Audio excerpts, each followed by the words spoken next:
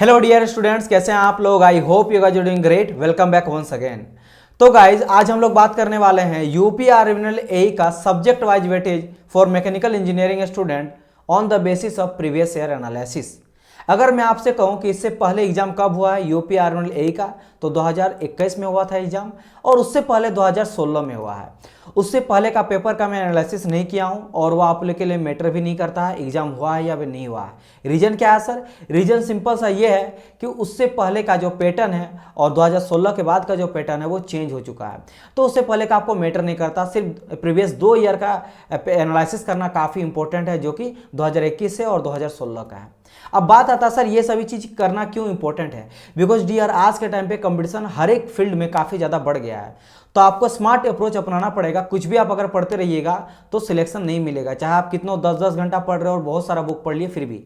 Right. तो सही direction पे सही अप्रोच के तरीके से आपको पढ़ना पड़ेगा, तभी जाके आपका मेरिट लिस्ट में नाम आएगा और आप जॉब को अक्वायर कर सकते हो।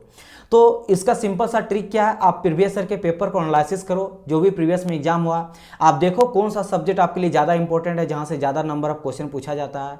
सिलेबस देखो कि आपके यूपी आरएनएल एई का किसी भी एग्जाम की बात करूँ, उसका सिलेबस में हर एक सब्जेक्ट में कौन कौन सा टॉपिक से क्वेश्चन पूछा जाता है। सिलेबस को स्टडी करना, प्रीवियस ईयर का पेपर को देखना, ये सभी चीज़ों से आपका आइडिया पता चलता है और आप स्मार्ट तरीके से पढ़ सकते हो, कम पढ़ाई करके ज़्यादा रिजल्ट को ला सकते हो। तो उसी का स्टेप के रिलेटेड मैं यहाँ पे वीडियो बनाया ताकि एंड ऑफ द वीडियो इसको देखने के बाद आपको यह आइडिया पता चले कि फॉर मैकेनिकल इंजीनियरिंग स्टूडेंट कौन कौन सा सब्जेक्ट आपके लिए काफ़ी इंपॉर्टेंट है, जहाँ से मैक्सिमम नंबर ऑफ क्वेश्चन पूछा जाता है। और कुछ ऐसा मैं आपको एक सब्जेक्ट बताऊंगा जहाँ से 50 नंबर तक पूछा जाता है। समझ रहे हो ना, 50 नंबर सिर्फ एक सब्जेक्ट से पूछा जाता है। तो कौन सा ऐसा सब्जेक्ट है, ये कहाँ से पता चलता है? जब आप प्रीवियस ईयर के एनालिसिस को स्टडी करते हो। राइट। तो चलिए इस वीडियो को स्टार्ट करते हैं। और कोई भी अगर डाउट रहे यूपी आरएनएल एई से रिलेटेड तो आप मुझे कमेंट कीजिएगा। मैक्सिमम लड़का कमेंट कीजिएगा किसी भी टॉपिक में अगर डाउट रहे। अगर कुछ ऐसा टॉपिक मुझे लगेगा जहां से मैक्सिमम लड़का को डाउट रहे तो मैं उससे रिलेटेड एक वीडियो बना दूंगा, शॉर्ट वीडियो, ताकि वो कंफ्यूजन भी आप लोग का क्लियर हो जाए। राइट। तो चलिए स्टार्ट करते हैं। सबसे पहले जैसे मैंने यहाँ पे कहा कि यहाँ मैं लिया हूँ 2 ईयर का, ठीक है। अब मैं यहाँ पे देखो 2016 और 2021 जो इससे पहले पेपर हुआ है यूपी आरएनएल एई का, उसका मैं यहाँ पे लिया हूँ और कुछ सब्जेक्ट्स लिया हूँ। और यहाँ पे जो एक डाटा नजर आ रहा होगा 39 एंड 49, ये बेसिकली क्या है? ऑन एन एवरेज आपका क्वेश्चन जो उस ईयर में पूछा गया है। पहले वाला जो दिया गया वो आधा 2016 में पूछा गया क्वेश्चन है, नंबर ऑफ क्वेश्चन, एंड जो सेकंड दिया गया आपका 2021 का है। जैसे फॉर एग्जांपल पहला नंबर पे, और देखो मैं जो यहाँ पे सीरियल वाइज रखा हूँ प्रोडक्शन, तो सबसे पहले और सबसे इंपॉर्टेंट जो आपका सब्जेक्ट रहने वाला है वो प्रोडक्शन ही रहने वाला है, VVI subject. Very very very important. यहाँ 3 सब्जेक्ट 3 स्टार है। 3 स्टार मतलब ये सभी सब्जेक्ट आपको पढ़ना ही पढ़ना है। इन सभी सब्जेक्ट को आपको छोड़ना बिल्कुल भी नहीं है। अब ये नहीं कि प्रोडक्शन का लिए बुक और पढ़ते जा रहे हैं, महाभारत जैसा पढ़े जा रहे हैं। पीएचडी आपको नहीं करना है, ये भी ध्यान रखिएगा। प्रोडक्शन पढ़ना, लेकिन अब आपको सिलेबस देखना है। यूपी आरएनएल एई का सिलेबस क्या है, उस सिलेबस के अकॉर्डिंग आपको वही सारे टॉपिक पढ़ना। इसके अलावे जो टॉपिक दिया गया, आप प्रीवियस का पेपर भी देखो, 2016 का और 21 का, यही दोनों पेपर ले लो और देखो प्रोडक्शन से किस किस टॉपिक से क्वेश्चन पूछा गया है। यहां से आपको यह पता चलेगा कि किस किस टॉपिक मेरे लिए इंपॉर्टेंट है। यहां से तो मैं ये बता रहा हूं कि आपके लिए सब्जेक्ट कौन सा इंपॉर्टेंट होने वाला है। Isn't it? अगर आपको कमेंट कीजिएगा तो मैं आपको वो भी एनालिसिस करके, अगर मेहनत कम करना डायरेक्ट आपको चाहिए तो मैं 5 मिनट का वीडियो बना दूंगा। एनालिसिस में खुद मेहनत करूंगा, आपके लिए बना दूंगा कि कौन कौन सा टॉपिक्स आपके लिए इंपॉर्टेंट है उस सब्जेक्ट का, जैसे प्रोडक्शन का कौन कौन सा टॉपिक इंपॉर्टेंट है। Isn't it? तो मुझे कमेंट कीजिएगा। खैर, बात करते हैं यहाँ पे जो आपका सबसे इंपॉर्टेंट सब्जेक्ट है for UP RNL AE mechanical engineering student, वो आपका प्रोडक्शन। क्योंकि 2016 में पूछा गया था नंबर ऑफ क्वेश्चन 39, मायने रखता 39। एक बाहुबली तरह से जितना सब्जेक्ट उसमें सबसे मेजर जो रोल निभा रहा है आपके एग्जामिनेशन में नंबर ऑफ क्वेश्चन में, तो वो आपका कौन निभा रहा है? Production engineering. 39 पूछा गया था 2016 में, और 2021 में और बढ़ा दिया गया। कितना हो गया? 49, 10 नंबर और बढ़ा दिया। समझ रहे हो, यहाँ से एक सब्जेक्ट से आपको 50 नंबर क्वेश्चन पूछा जा रहा है प्रोडक्शन से। तो दैट इज वाई मैंने कहा ना इसीलिए कि that is your very very very very very important. जितना बोल लो उतना ये ज़्यादा इंपॉर्टेंट है। तो इस सब्जेक्ट को आपको पूरा का पूरा निचोड़ के पी जाना है। चाहे आप पेपर का एनालिसिस करो, प्रीवियस ईयर का पेपर लगा लो, थ्योरी पढ़ो, ज़्यादा ज़्यादा एमसीक्यू क्वेश्चन प्रैक्टिस सॉल्व करो बुक का, इस टॉपिक का आपको करना है। सेकंड नंबर का जो इंपॉर्टेंट आपका सब्जेक्ट होने वाला है that is your strength of material, यानी सॉम। सोम आपके लिए काफ़ी इंपॉर्टेंट है बिकॉज 2016 में 14 नंबर पूछा गया था इससे एंड 2021 में 17 नंबर का क्वेश्चन इससे पूछा गया है। तो सेकंड नंबर की लिस्ट में मैं आपको स्ट्रेंथ ऑफ मटेरियल को रखना चाहूँगा। मैं जितना एनालिसिस किया हूँ, जितना मैं क्वेश्चन दिखाऊँ, तो आपको बिल्कुल आंख मूंद के इसके में बिलीव करना है और ये सभी टॉपिक को ध्यान देना। थर्ड नंबर का अगर मैं सब्जेक्ट का बात करूँ तो that is your FM fluid mechanics. ठीक है, फ्लूइड मैकेनिक्स 2016 में 15 नंबर पूछा गया था और 2021 में 11 नंबर, तो वेरी कर रहा है थोड़ा 15-11। तो यहाँ पे अभी देख सकते हो कि ये थर्ड नंबर में अपना इंपॉर्टेंस बनाए रख रहा है। बात करते आगे, फिर आ जाता थर्मोडायनेमिक्स का। ठीक है, थर्मोडायनेमिक्स 2016 में फिर से 15 नंबर यहाँ से पूछा गया था, लेकिन 2021 में थोड़ा घटा दिया गया। आप बोलेंगे सर ये घटा के कहाँ गया, ये सभी चल गया था आपका प्रोडक्शन में, जो 10 नंबर वहाँ बढ़ गया है, तो ये सभी कट करके वहाँ डाल दिया। ठीक है, ओके। अब बात करते हैं थ्योरी ऑफ मशीन, टॉम, यह आ गया आपका 5th नंबर में। टॉम पूछा गया था 2016 में 11 नंबर का एंड 2021 में 12 नंबर का, 11-12, तो समझ लेना ऑन एन एवरेज 11-12 नंबर इसे पूछेगा ही पूछेगा। देन आ जाता आपका लास्ट नंबर, जो very very very very important subjects है, उसमें से लास्ट नंबर कौन आ जाता है आपका, इंजीनियरिंग मैकेनिक्स, बिकॉज 2016 में पूछा गया था 11 नंबर का, 11 नंबर का एंड 2021 में पूछा गया 12 नंबर का। तो ये कुछ टॉपिक सब्जेक्ट मैंने यहाँ जो बताया आपको 1 2 3 4 5 6, तो यहाँ पे मैंने जो 6 सब्जेक्ट्स आपको बताया है, these are very very important for you. ठीक है, काफ़ी इंपॉर्टेंट है। इन सभी सब्जेक्ट को आपको बहुत ज़्यादा ध्यान रख के पढ़ना है और सब चीज़ करना है, जैसे थ्योरी का रिवीजन करते रहो आप लोग। ठीक है, अगर कंप्लीट हो गया आप लोग का प्रिपरेशन, तब मैं बात कर रहा हूँ। जिस बच्चा का नहीं हुआ पहले तब थ्योरी पढ़ो, डेरिवेशन पढ़ो, क्वेश्चन वगैरह लगाओ। लेकिन जिस बच्चा का प्रिपरेशन हो चुका, पढ़ लिए होंगे, आप कहीं से भी पढ़े होंगे, थ्योरी को रिवीजन करते जाओ और उसके साथ साथ प्रैक्टिस बुक आता है मैकेनिकल का, जैसे RS खुरमी हो गया, RK जैन हो गया। ठीक है, उसके अलावा एक आ जाता है यूथ पब्लिकेशन का, ये 3 बुक काफ़ी मैक्सिमम, मैं एक ही बोलूँगा वैसे कहा जाए तो, जैसे RS खुरमी लगा लो क्वेश्चन प्रैक्टिस के लिए। प्रीवियस ईयर लगाना तो यूथ पब्लिकेशन का लगाओ, क्योंकि यूथ पब्लिकेशन में SSC JEE RRB JEE state level जितना भी हर एक स्टेट से, मतलब इंडिया लेवल में जितने स्टेट है सब में जो AE का एग्जाम है उसमें आपका कलेक्शन है।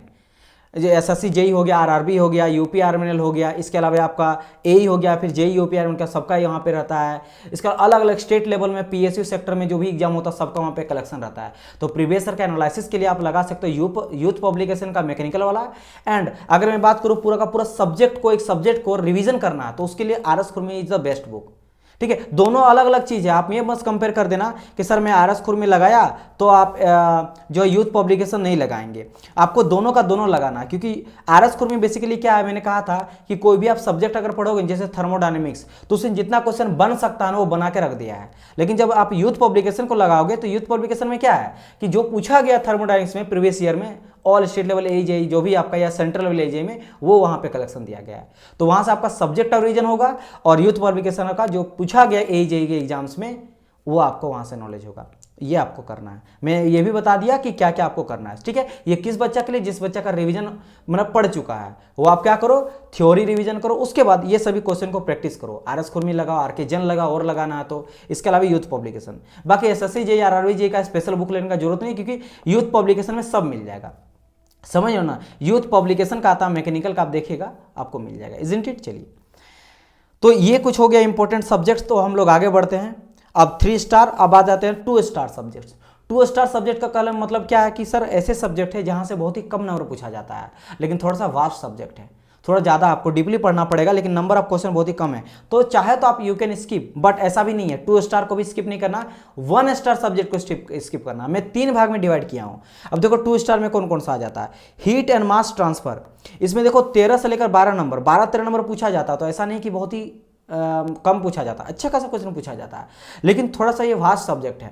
ठीक है, इसलिए मैं यहाँ लिखा। वैसे भी आज के टाइम पे मास ट्रांसफर पूछा नहीं जाता, अधिकतर HT पूछा जाता है, heat transfer. Mode of heat transfer आपको पता है, कंडक्शन, कन्वेक्शन, रेडिएशन, यहीं से पूछा जाता है, फिन्स वगैरह से पूछा जाता है। तो आप इस सब्जेक्ट को भी पढ़ना, इसकी बिल्कुल नहीं करना है। इंडस्ट्रियल इंजीनियरिंग से भी अच्छा क्वेश्चन देखा गया है, 9 नंबर पूछा गया था 2016 में और 2021 में 12 नंबर। सेम उसी तरह 12 और 13 जो है बेसिकली 16 और 2021 का नंबर ऑफ क्वेश्चन पूछा गया।